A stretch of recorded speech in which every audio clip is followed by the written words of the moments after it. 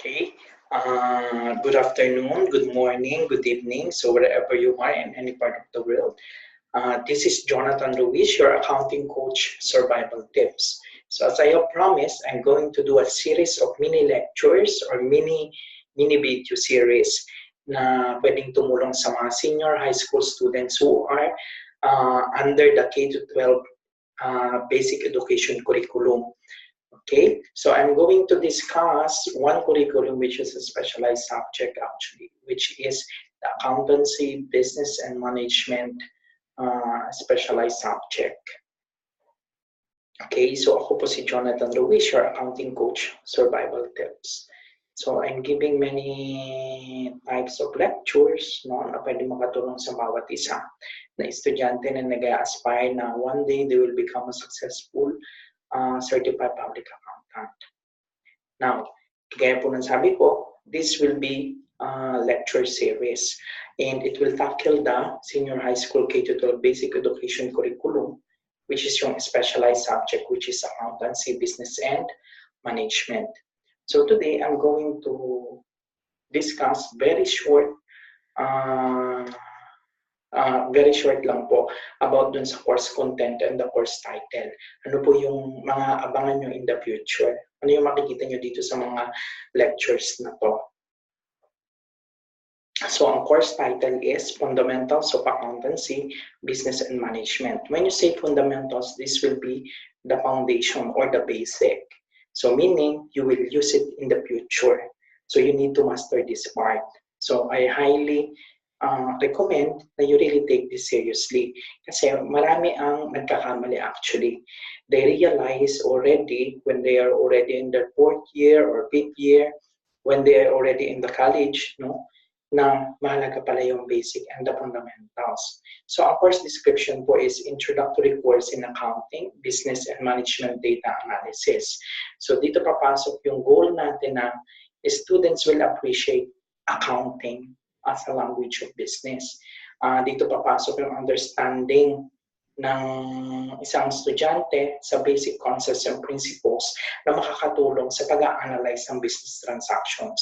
Paano ba nakaka-apekto ang accounting sa lahat ng business? Actually, if you're going to think about it, kahit saang field, kahit saang industry, gumagamit ng accounting. So this is very, very important. Ito yung trabaho na hindi ka mawawalan.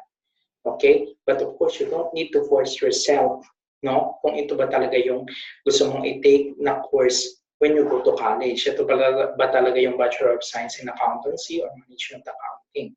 So you need to decide it by yourself. It will be your choice. It's not a choice of your parents. Okay? Lagi mong tatandaan yan. So, kagaya ng sabi ko, ang course content natin, dito i-discuss natin yung introduction to accounting. Ang learners, no, kailangan ma-demonstrate niyang understanding niya kung ano ba talaga yung accounting. Dito papasok yung definition of accounting. Is accounting is an art? Is accounting a service activity? Is accounting is a process? Ano yung nature of accounting? And we will explain as well the functions of accounting in the business. Accounting history and origin. And I will give some examples and case studies. Next is, ano ba yung different branches of accounting? So we need to understand and differentiate the different branches of accounting. Ito papasok ng financial accounting, management accounting, government accounting, auditing, tax accounting. So dito makikita natin ano ba yung mga services na nire-render ng bawat branches ng accounting. And in the future, you need to pick your specialization actually, no? And then, users of accounting information. Of course, sino ba yung gumagamit ng accounting information? So dito papasok yung internal and external users. And we will give some examples. These are the stakeholders. For these are group of individuals or primary and secondary users na gagamit ng accounting information for making right decisions. Okay? Next is yung forms of business organizations. What are the various forms of business organizations?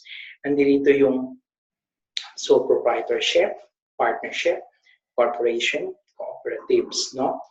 And then, ano ba yung mga advantages and disadvantages of these different forms of business organizations. Titingnan din natin yung types of business according to activities.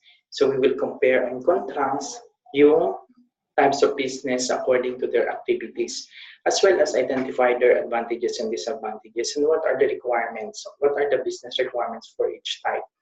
Dito na papasok yung service business, merchandising business, or manufacturing business. Okay? Then, of course, dito na mag-start talaga tayo sa accounting. Ano yung mga concepts and principles? Dito papasok ang GAAP or generally accepted accounting principles. And then, explain din natin yung mga concepts na to and how do you apply it in real life. Then, ito, very important is yung accounting equation. Ano yung assets plus liabilities equals equity? Ano yung asset equals liabilities plus equity? So dito papasok talaga yung gagamitin mo from the start once you are in the college, no? Na sa Bachelor of Science in Accountancy, isa sa puso mo na tong accounting equation.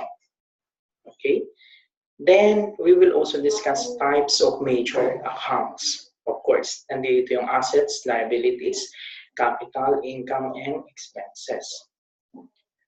Ito yung 5 major accounts and we will give some examples and kung paano tumingin ang chart of accounts. We'll also discuss yung books of accounts. Ano yung 2 major types of books of accounts, which is the general journal, or ledger. Okay, so dito i-identify natin yung uses of the types of books of accounts. Okay, and then nagawa tayo ng format and illustrations. Ano pa yung i-cover natin? Of course, different business transactions. Dito na papasok yung accounting cycle. No, ano yung business transactions and their analysis applied to service business.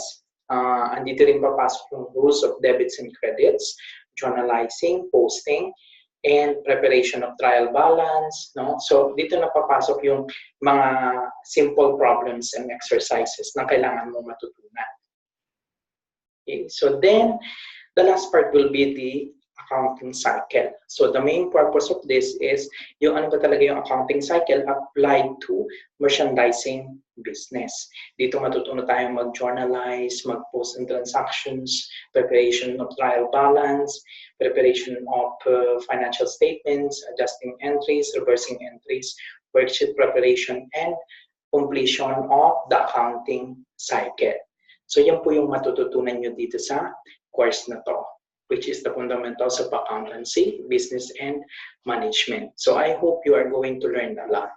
And I want to thank you in advance for taking these actions, to take your time. Pag-aralan tong mini lecture series na gagawin ko. I hope you will enjoy it and you will learn. If you have friends or families na naghahanap ng